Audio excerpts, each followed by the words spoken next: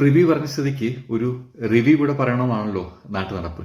Point 1, toss കിട്ടിയിട്ടും Pakistan batting എടുത്തില്ല, bowling എടുത്തു. മത്സരം പ്രോഗ്രസ് ചെയ്യുമ്പോൾ പിച്ച് സ്ലോ ആവും എന്നുള്ള ഫാക്ട് ഉണ്ടായിട്ടും അവരത് ബൗളിംഗാണ് ചൂസ് ചെയ്തത്. എനിക്ക് മനസ്സിലായില്ല, ഒരു നോർമൽ ക്രിക്കറ്റിലൊക്കെ മിനിമം നോളജ് ഉള്ളവർക്ക് മനസ്സിലാവുന്ന ഒരു കാര്യമുണ്ട്.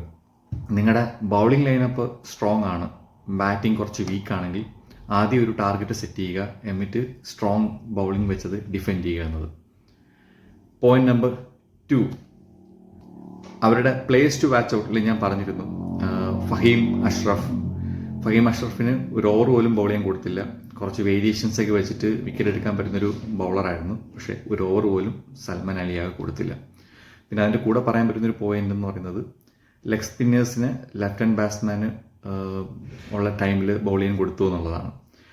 പവർ പ്ലേയിൽ നല്ല രീതിയിൽ ഈശാൻ കിഷൻ സ്കോർ ചെയ്യാനുള്ള ഒരു പോയിന്റ് ലെഗ് സ്പിന്നറിനെ കിട്ടിയപ്പോഴായിരുന്നു.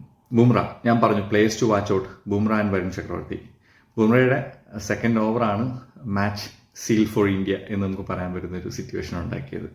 ആ ഓവറിൽ 2 വിക്കറ്റ്, എക്സ്പെഷ്യലി അതിൽ സൽമാൻ അലിയാഗയുടെ വിക്കറ്റ്. എന്താ പറയുന്നത്, ക്യാപ്റ്റൻ്റെ ഒരു റെസ്പോൺസിബിലിറ്റിയും കാണിക്കാതെ വെറുതെ വട്ടം അടിച്ച് ഔട്ടായ ഇന്നിങ്സ്.